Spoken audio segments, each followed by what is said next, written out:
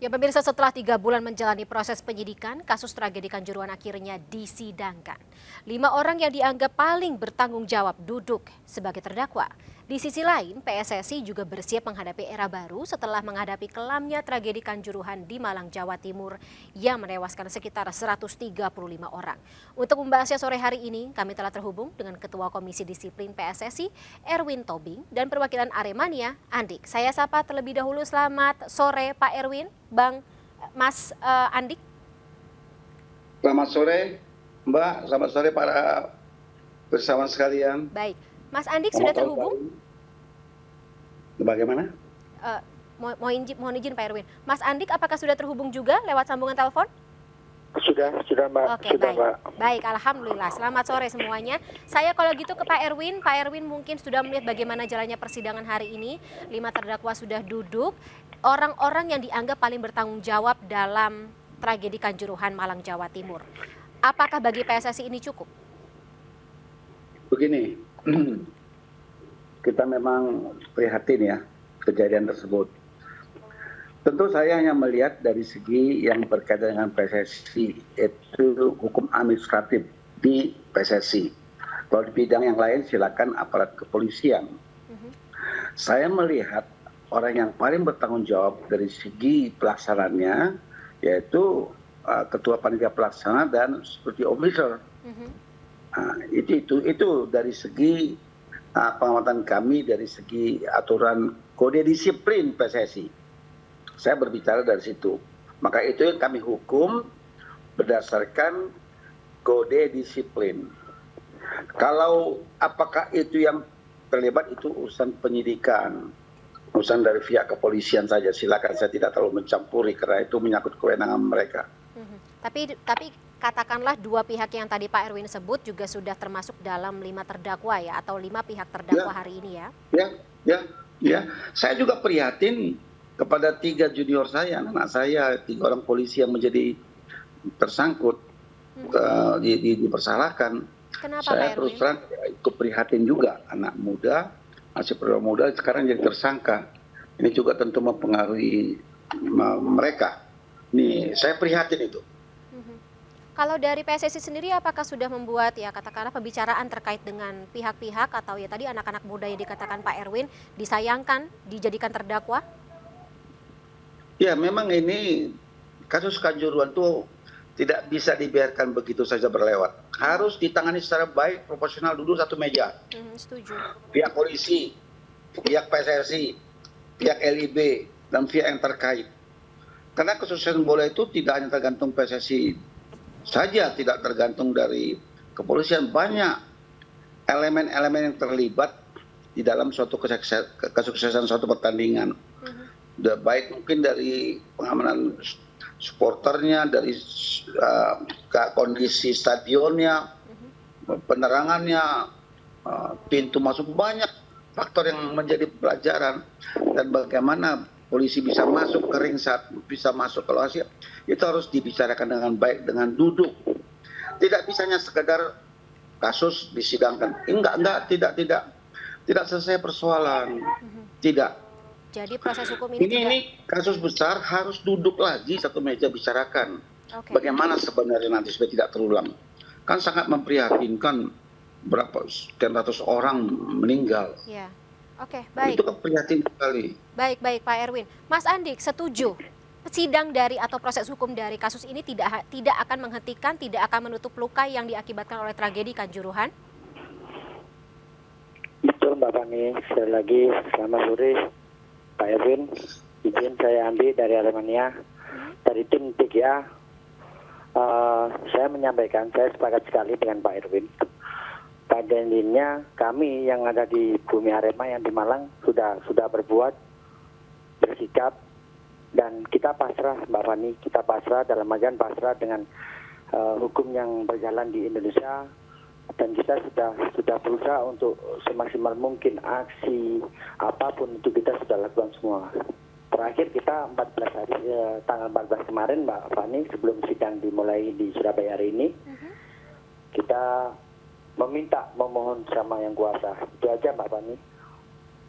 Ada ekspektasi khusus Mas Andik atas katakanlah tuntutan yang akan dijatuhkan kepada para terdakwa? Kita belum bicara mengenai vonis ya, masih tuntutan dulu lah. Ya, kalau tuntutan yang jelas dari tim TGA banyak pasal, banyak tuntutan kita. Tapi yang jelas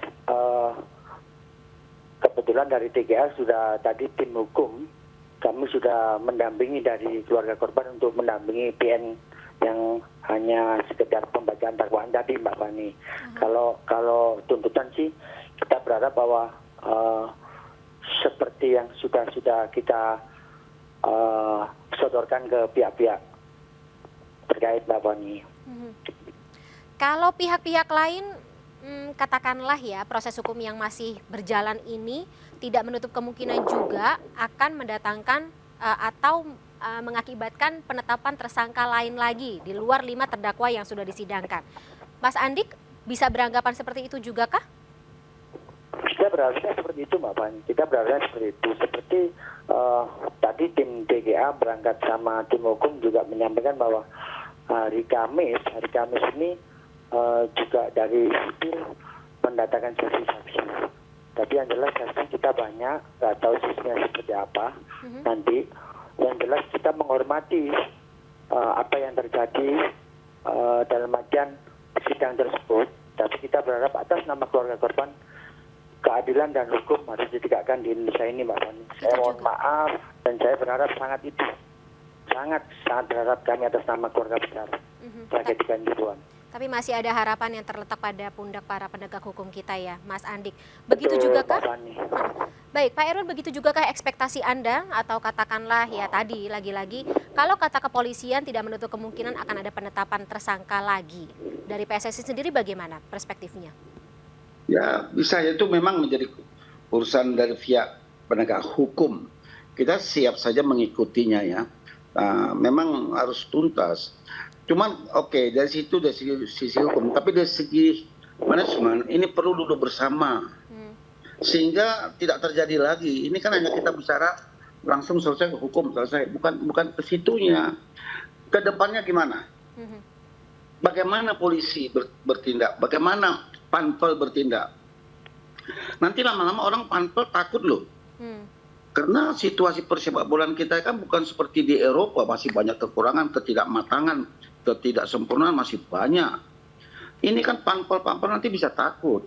Dirut juga bisa, wah kemarin Dirut aja ditahan sekian puluh hari.